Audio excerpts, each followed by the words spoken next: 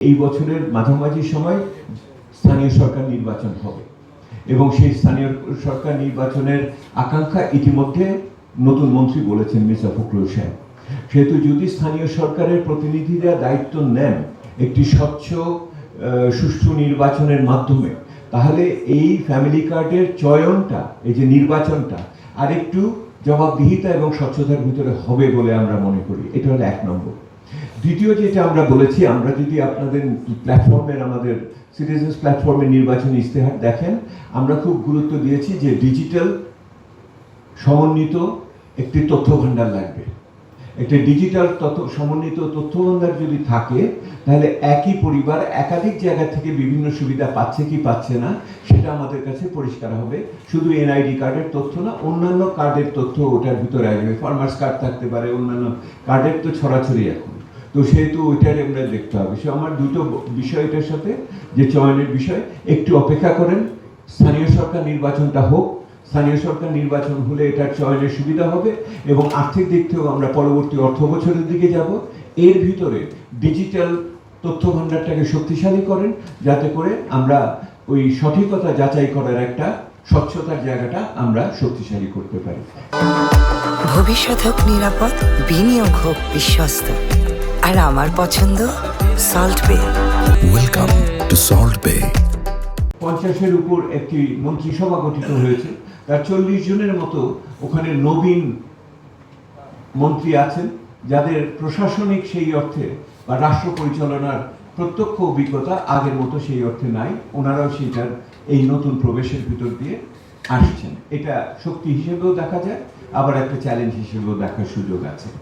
এইরকম একটি পরিস্থিতিতে আজকে আমাদের যেই আলোচনাটা হলো, সেই আলোচনাটা আপনারা লক্ষ্য করবেন যে সরকারের পক্ষ থেকে যে 2-3টি মূল লক্ষ্য ঘোষণা করা হয়েছে, তার সাথে খুব বেশি বিপরীতের ভিতরে নাই।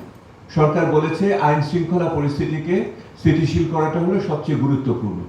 আপনারা জানেন যে নাগরিক প্ল্যাটফর্মের পক্ষ থেকে নির্বাচনের প্রাক্কালে আমরা বাংলাদেশের বিভিন্ন জায়গায় যে সভা সমিতি করেছি, আমরা যে ইস্তেহার প্রস্তুত করার জন্য যে উপাদান সংগ্রহ করেছি, তখন একটা কথা খুব পরিষ্কারভাবে এসেছে।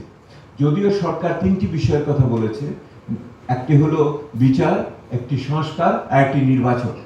আর আমাদের মানুষরা আমাদের বলেছে এর সাথে চতুর্থ বিষয় ছিল নিরাপত্তা। নিরাপত্তা এবং এই তথাকথিত মবের শাসন থেকে মুক্তি চাই এবং আইনের শাসন সবার জন্য সমানভাবে যাতে আসে। সেহেতু সেই অর্থে সরকারের পক্ষ থেকে এই যে আইন শৃঙ্খলা এবং নিরাপত্তাকে সর্বোচ্চ অগ্রাধিকার দিয়ে দিয়েছেন। এটা শুধু সামাজিক রাজনৈতিক না, অর্থনৈতিক তাৎপর্য কিন্তু খুবই গভীর। এটা আপনারা খুব পরিষ্কারভাবে বুঝেন। এটার ভিতরে আপনার দখলদারি, এটার ভিতরে যে অন্যান্য যে আপনার জবরদস্তি এবং এটার সাথে যে বিভিন্ন ধরনের এইটার যে আমাদের যে ঘুষ নেওয়া ইত্যাদি, আপনার হয়রানিমূলক বিভিন্ন অর্থ সংগ্রহ করা, এইগুলোকেও মোকাবেলা করবে বলে আমরা মনে করি। এটার একটা অর্থনৈতিক তাৎপর্য আছে। দ্বিতীয়, সরকারের থেকে বলা হয়েছে যে দ্রব্যমূল্য নিয়ন্ত্রণ করা। বিশেষ করে রমজানের প্রাক্কালে এই কথাটার তাৎপর্য খুবই বেশি। দ্রব্যমূল্য নিয়ন্ত্রণের চেষ্টা গত 1.5 বছর ধরে হয়েছে, আশানুরূপ ফলাফল পাওয়া যায়নি, কিন্তু এখন যেন আবার উল্টো দিকে যাত্রা শুরু না করে সেটাও একটা বড় বিষয়। সেহেতু দ্রব্যমূল্যের বিষয়টিও খুবই গুরুত্বপূর্ণ। এর সাথে অন্যান্য বিষয়গুলো আছে, সেটা আপনার জ্বালানি নিরাপত্তার কথাটাও এর সাথে এসেছে, খাদ্য নিরাপত্তার কথাও আসবে এটার সাথে, এবং ব্যক্তি খাতে বিনিয়োগকে বৃদ্ধি করা, কর্মসংস্থান তৈরি করা, এগুলি। সেহেতু যেই কথাগুলি এই সরকার নতুনভাবে এসে বলেছে, সেই কথাগুলির সাথে শিরোনামের দিক থেকে আমাদের কোনো অসুবিধা নাই। আমরা এইগুলিকে যথোপযুক্ত বলে মনে করি। বিষয়টা এই জায়গায় না। বিষয়টা হলো যে এইগুলিকে অর্জন করার ক্ষেত্রে ওনারা কি কৌশল নেবেন, কি পদক্ষেপ নেবেন, কি পরিবর্তিত মনোভঙ্গি দেখাবেন, সেটা অনেক গুরুত্বপূর্ণ। সেহেতু আমাদের লক্ষ্য উদ্দেশ্য সম্বন্ধে কোনো বিমত নাই। আমাদের প্রশ্ন হলো এগুলোকে কিভাবে কার্যকর করবেন, সেইটার পথরেখা নিয়ে আমাদের প্রশ্ন, এবং সেইটার পদরেখাকে কিছুটা আলোকিত করার জন্য আজকে আমাদের এই আলোচনা।